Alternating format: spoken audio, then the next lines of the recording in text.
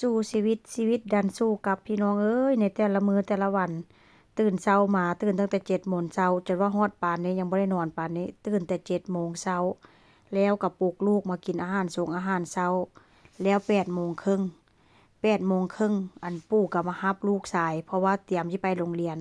ธรรมดาข้อยก็ต้องไปส่งแต่ว่ามื้อนี้ข้อยก็บ่ได้ไปส่งเนาะพี่น้องเพราะว่าหยังเพราะว่าอั่นข้อยเปลี่ยนงานไปเข้างานกะเช้าปู่ก็เลยรับหน้าที่แทนไปส่งลูกชาย แล้วตอนนี้ก็เป็นเวลา3 ทุ่มแล้วพี่น้อง3 ทุ่มพากันเล่นของเล่นแล้วก็อาบน้ำแล้วเรียบร้อยทั้งข้อยแล้วก็ทั้งลูกชายพุ่นเบิ่งสภาพลูกชายมาสอนแม่ว่าให้เฮ็ดแบบนี้ส่วนสินอนก่อนนอนนี่นางบอกว่าให้มาจัดเรียงของอันเล่นนางนี่ก็ให้มันเรียบร้อยให้มันสะอาดงามตาให้มันงามก่อนจังสินอนว่าซั่นพี่น้องเอ้ยในแต่ละมื้อแต่ละวันทั้งเฮ็ดงานเวียกบ้านงานนอกบ้าน ทั้งลูกทั้งจักอิหยังโตอิหยังจิตปาถะแต่ละมื้อแต่ละวันพี่น้องเอ้ยในการใช้ชีวิตในแต่ละมื้อนี่ก็โซจิผ่านไปได้อันค่อยละว่าย่องตัวเองเนาะย่องตัวเองว่ามาเก่งคักเก่งแน่พี่น้องตื่นตั้งแต่7 โมงเช้าไปเฮ็ดงานกะเช้าหลังจากนั้นก็ไปเข้างานกะอันกะสวยต่อว่าซั่นซะเลิกมาก็บ่ค่ำดอกพี่น้อง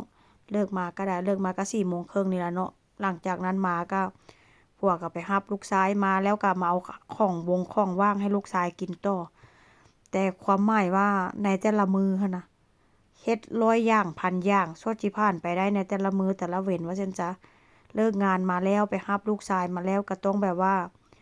มาเบิ่งลูกชายต่อมันมีลูกก็ต้องธรรมดาแหละพี่น้องเนาะมีลูกก็ต้องแบบว่า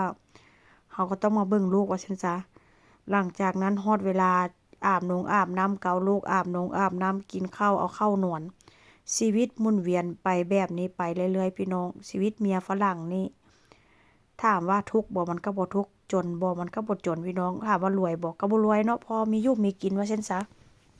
แต่ว่าข้อยนี่ก็บ่มักอยู่ละละบ่มักอยู่แบบว่าอยู่บ้านซื่อๆหั้นน่ะพี่น้องอยู่บ้านซื่อๆบ่ได้เงินเด้เฮ็ดเพจหั้นบ่ลงคลิปหั้นบ่มีคนเบิ่งมันก็บ่ได้เงินพี่น้องแต่ว่าไปเฮ็ดงานนี้ได้แน่ๆชัวร์ๆตื่นเช้ามานี่ออกไป4-5ชั่วโมงนี่ได้แล้วเห็นเงินแล้วพี่น้องแต่ละเดือนก็มีเงินเข้าว่าซั่นซะมันเมื่อยอยู่แต่ว่ามันก็มีความสุขในการที่แบบว่าเราได้ไปเฮ็ดเราได้ไปออกพบปะสร้างสรรค์ผู้คนได้เว้าหั้นเว้านี่ได้ไปพบปะผู้คนแล้วก็ภาษามันก็เริ่มพัฒนาเนาะอันหนึ่งอันสองมาก็ดีกว่าอยู่บ้านพี่น้องเป็นอยู่บ้านก็สิเป็นโรคประสาทอยู่บ้านบ่เฮ็ดหยังตื่นเช้ามาเก็บบ้านเก็บช่องอันละก็เฮ็ดกับข้าวกิน กินแล้วนั่งนอนแล้วบ่เฮ็ดหยังแล้วเก็บแต่บ้านอยู่หั่นพี่น้องไปหาเฮ็ดการเฮ็ดงานดีก่อน